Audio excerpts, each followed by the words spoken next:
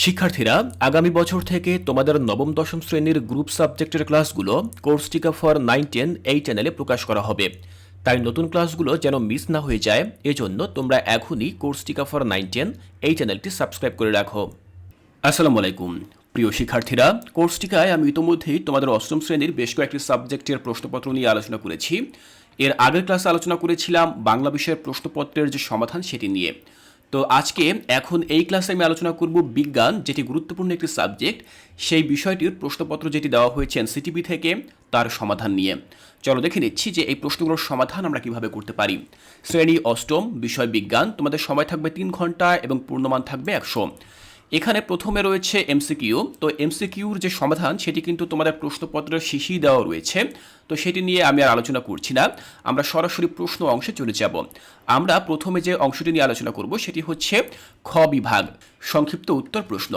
এখানে তোমরা দেখতে পাচ্ছ 1 থেকে 10 পর্যন্ত মোট 10টি প্রশ্ন রয়েছে এবং এই 10টি প্রশ্নের উত্তর কিন্তু তোমাদেরকে লিখতে হবে। প্রতিটি প্রশ্নের মান হচ্ছে 2 করে, অর্থাৎ প্রতিটি প্রশ্নের জন্য তোমরা 2 করে পাবে যদি সঠিকভাবে তা লিখতে পারো। তাহলে তোমরা 10টি প্রশ্নের জন্য সর্বমোট পাবে 20 নম্বর। তো এই প্রশ্নগুলো তোমরা কিভাবে লিখবে, কিভাবে লিখলে প্রতিটি প্রশ্নে তোমরা 2 করে পাবে, সেটি মূলত এখন আমি তোমাদেরকে দেখিয়ে দিচ্ছি। চলো আমরা দেখে নিচ্ছি যে খ বিভাগ সংক্ষিপ্ত প্রশ্ন উত্তরগুলো আমরা ঠিক কিভাবে লিখব। শিক্ষার্থীরা, খ বিভাগে সংক্ষিপ্ত প্রশ্ন উত্তরে আমাদের মোট 10টি প্রশ্ন দেওয়া ছিল, যার মধ্যে প্রথম যে প্রশ্ন সেটি হচ্ছে সমদ্রুতিতে বৃত্তাকার পথে ঘূর্ণায়মান কোনো বস্তুর ত্বরণ ব্যাখ্যা করো। তো আমরা এই প্রশ্নের উত্তরটি ঠিক এভাবে লিখতে পারি: সমদ্রুতিতে বৃত্তাকার পথে ঘূর্ণায়মান কোনো বস্তুর ত্বরণ হলো কেন্দ্রাভিমুখী ত্বরণ, যা বস্তুর গতি পরিবর্তন না হলেও গতির দিক পরিবর্তনের ফলে উৎপন্ন হয়। এ ত্বরণ বৃত্তের কেন্দ্রের দিকে ক্রিয়া করে। তো আমরা ঠিক এভাবে প্রথম প্রশ্নের উত্তরটি লিখতে পারি। দ্বিতীয় প্রশ্নে জানতে চাওয়া হয়েছে প্রস্বেদন উদ্ভিদের একটি অত্যাবশ্যকীয় প্রক্রিয়া, ব্যাখ্যা করো। তো আমরা লিখতে পারি যে প্রস্বেদন হলো উদ্ভিদের পাতায় স্টোমাটা থেকে জলীয় বাষ্প নির্গমন প্রক্রিয়া, যা উদ্ভিদের পানি গ্রহণ, তাপমাত্রা নিয়ন্ত্রণ এবং পুষ্টির পরিবহন নিয়ন্ত্রণে সাহায্য করে। ঠিক এভাবে তোমরা যদি লিখো 2 নম্বর প্রশ্ন, তাহলে কিন্তু তোমরা এখান থেকে 2 পেয়ে যাবে। তিনি জানতে চাওয়া হয়েছে ক্যাটায়ন বা ধনাত্মক আয়ন সৃষ্টির প্রক্রিয়া উদাহরণ সহ বুঝে লিখো। তো আমরা লিখতে পারি ক্যাটায়ন সৃষ্টির প্রক্রিয়ায় একটি পরমাণু বা অণু থেকে ইলেকট্রন অপসারণের মাধ্যমে ধনাত্মক আয়ন গঠিত হয়। উদাহরণস্বরূপ, সোডিয়াম পরমাণু থেকে একটি ইলেকট্রন অপসারণ করে এনে ধনাত্মক আয়ন সৃষ্টি হয়।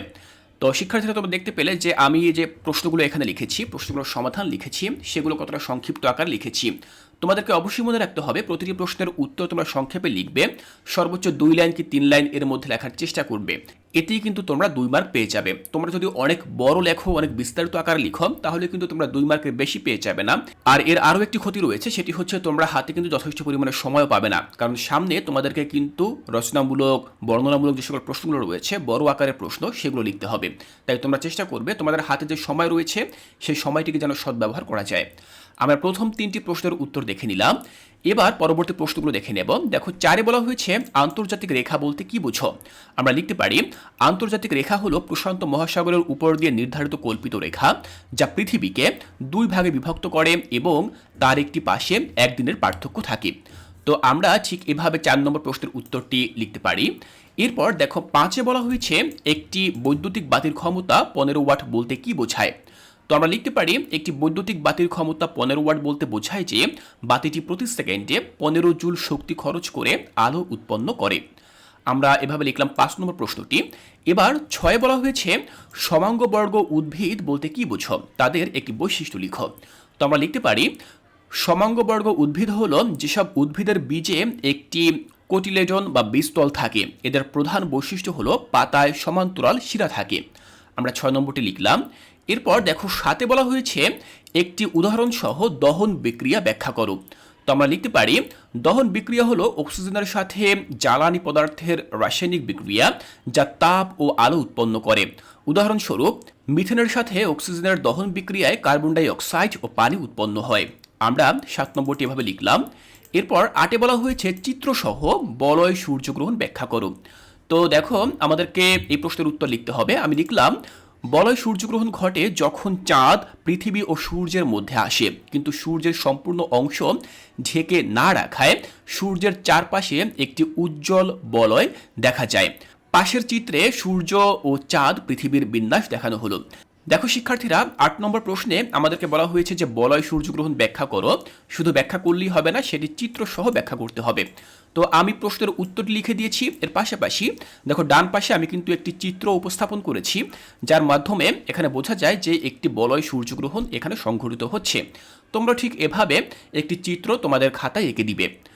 9 বলা হয়েছে পৃথিবী পৃষ্ঠে একক ভরের একটি বস্তুর ওজন 9.8 নিউটন, বুঝে লিখো।